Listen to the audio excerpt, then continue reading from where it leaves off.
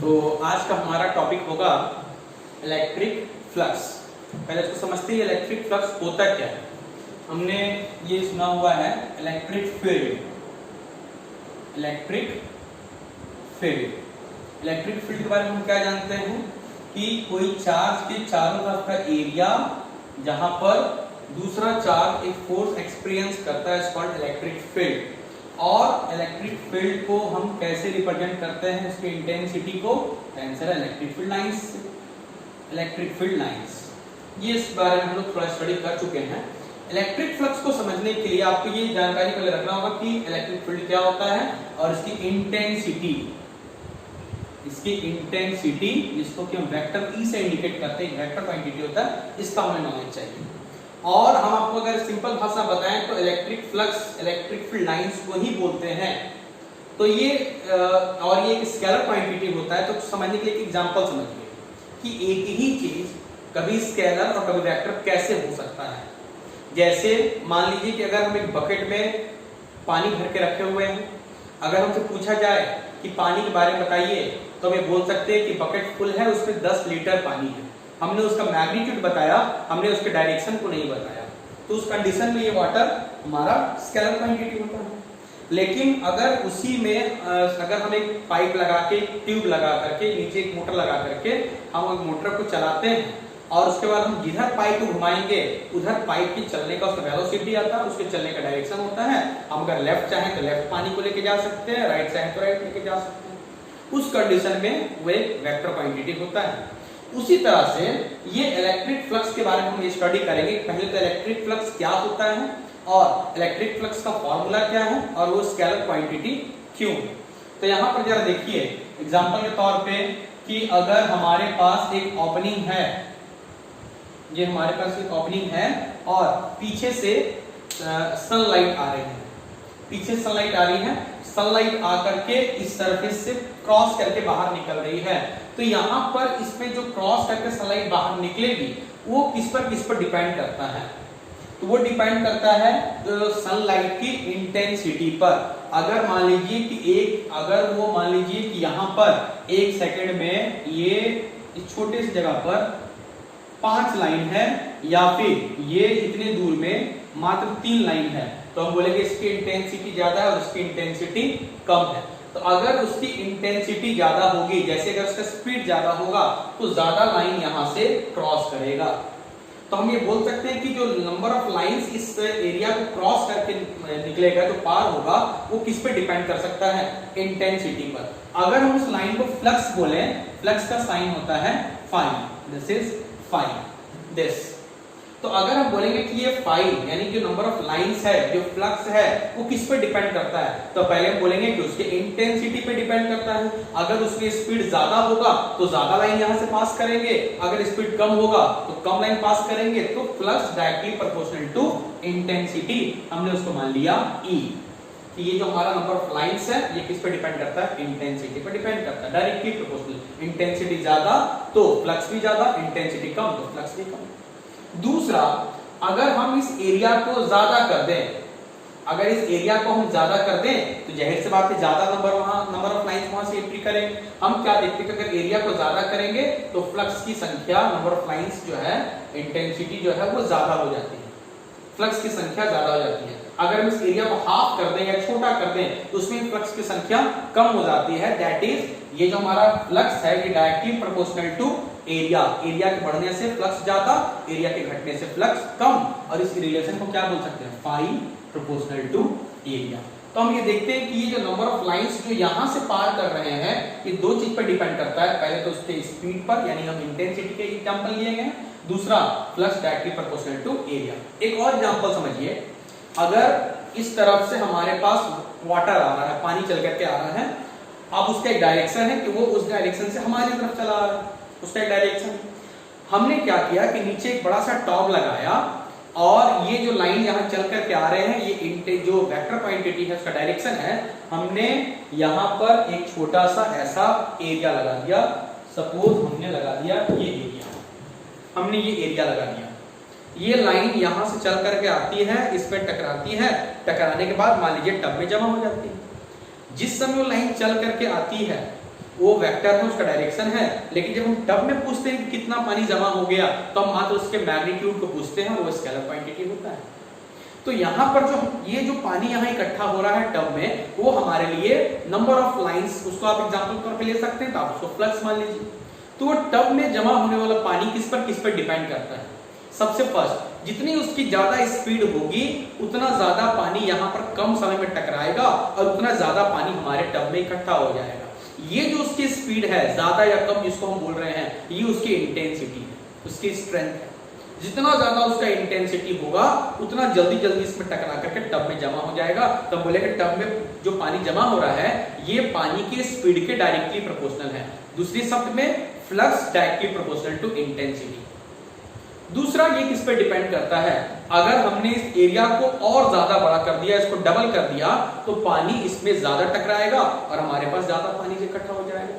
तो हम क्या बोल सकते हैं? जो पानी इकट्ठा हो रहा है उसे फ्लक्स मान रहे हैं, that is flux is directly proportional to area. अगर हम एरिया को ज्यादा कर देंगे तो ज्यादा पानी टकराएगा और एरिया को यदि कम कर देंगे तो कम पानी टकराएगा।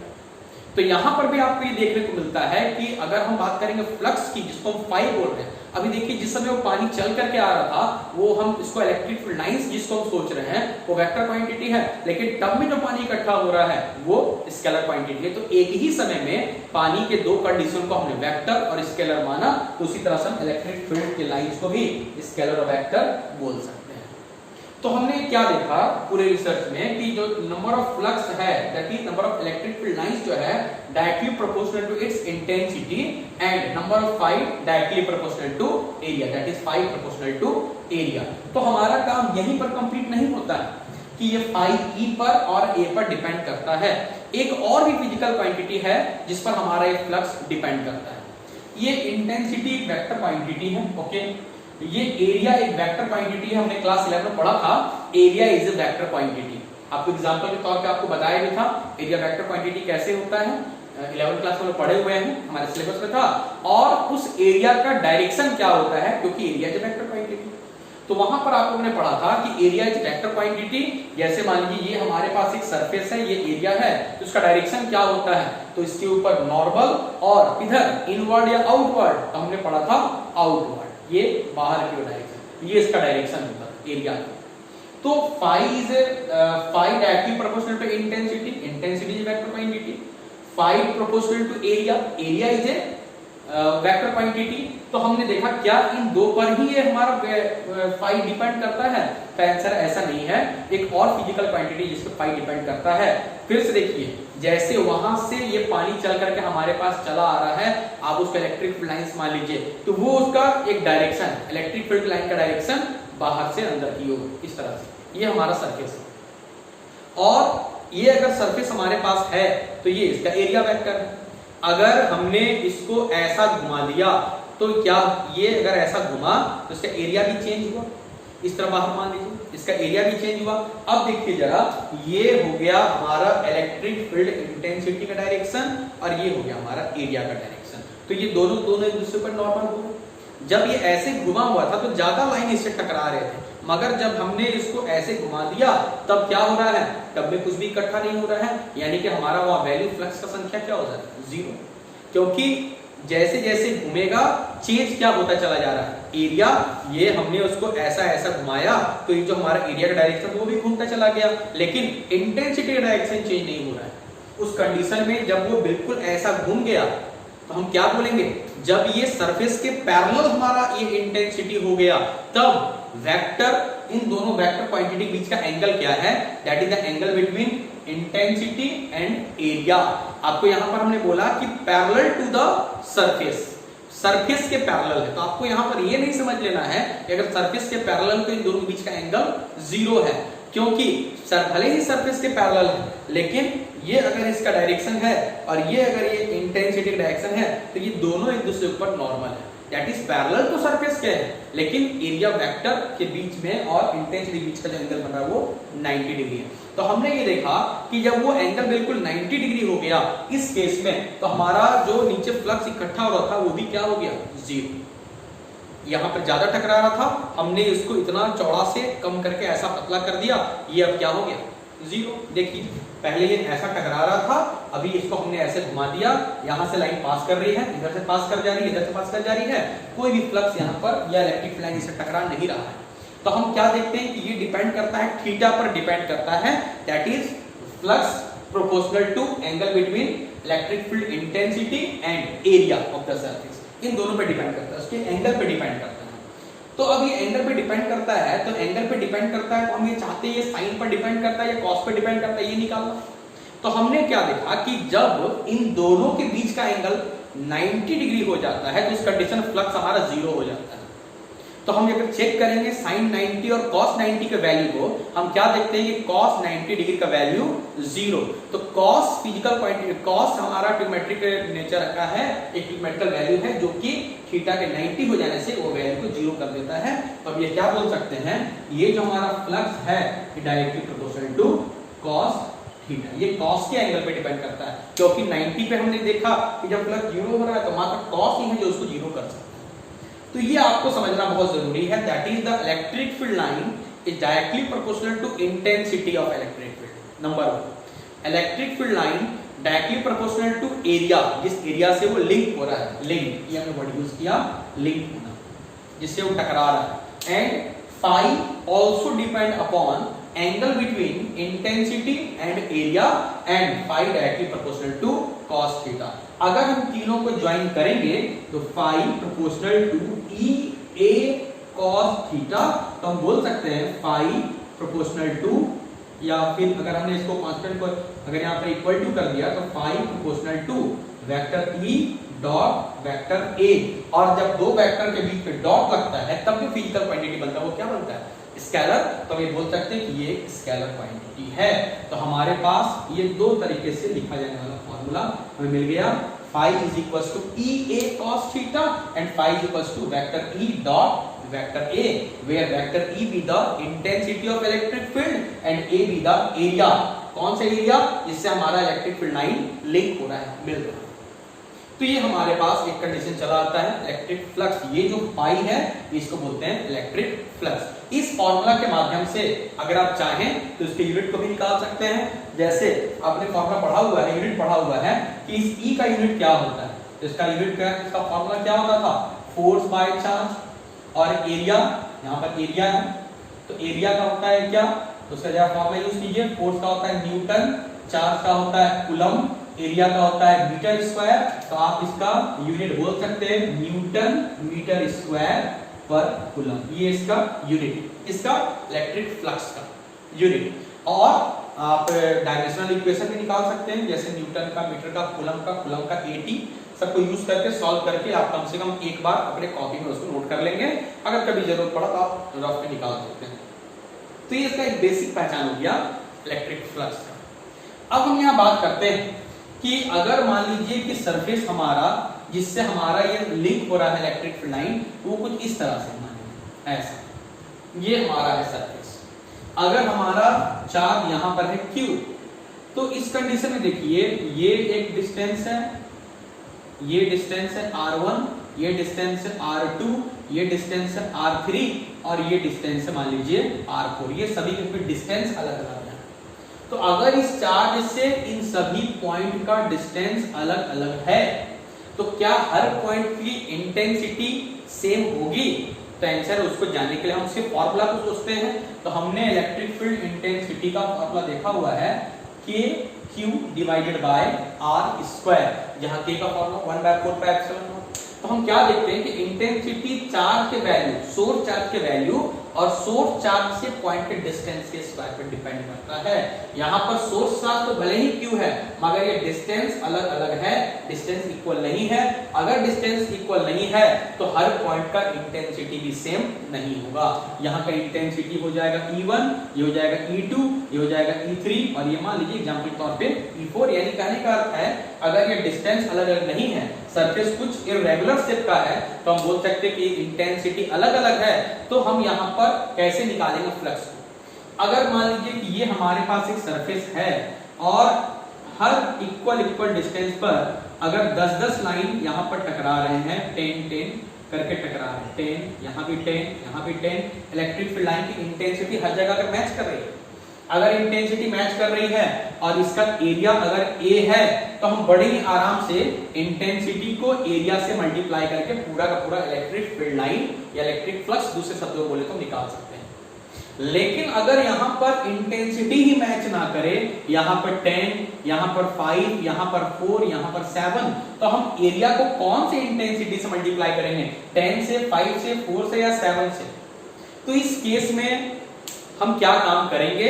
तो इसके लिए हमने अपने 11 में भी हमने ये कंडीशन देखे थे कि जब मान लीजिए कि यहां पर एक ऑब्जेक्ट है, ये ऑब्जेक्ट है, इसके ऊपर हम अप्लाई कर रहे हैं फोर्स और यहां पर ये डिस्प्लेसमेंट हो जाता था 10 मीटर और ये यहां चला गया 10 मीटर। लेकिन हमने क्या देखा कि कुछ दूरी पर हमने अप्लाई किया 2 न्यूटन, यहां पे अप्लाई किया 4 न्यूटन, यहां पे अप्लाई किया 1 न्यूटन। जब हमारा फोर्स वेरिएबल होता था, जब हमारा फोर्स वेरिएबल होता था तो वहां भी हमारे पास एक कंडीशन आया था कि हम कौन से फोर्स से डिस्प्लेसमेंट को मल्टीप्लाई कर दें कि हम वर्क निकाल सके, क्योंकि वर्क का फॉर्मूला होता था फोर्स इनटू डिस्प्लेसमेंट। लेकिन जब हमारा फोर्स ही कांस्टेंट ना हो तो हम कौन से फोर्स से डिस्प्लेसमेंट को मल्टीप्लाई करें कि हम कंप्लीट वर्क बता सकें, 2 से, 4 से या 1 से?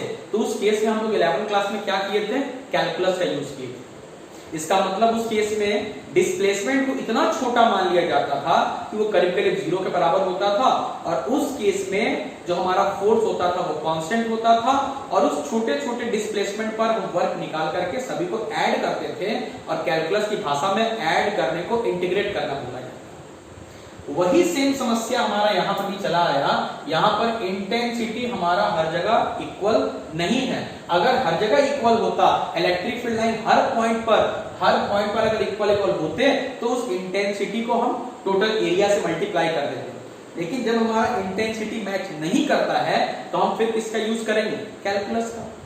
इसका मतलब जैसे हमने वर्क के लिए क्या फॉर्मूला यूज किया था? स्मॉल वर्क निकाले थे, फोर्स को कांस्टेंट मानते थे, डिस्प्लेसमेंट को हम क्या करते थे?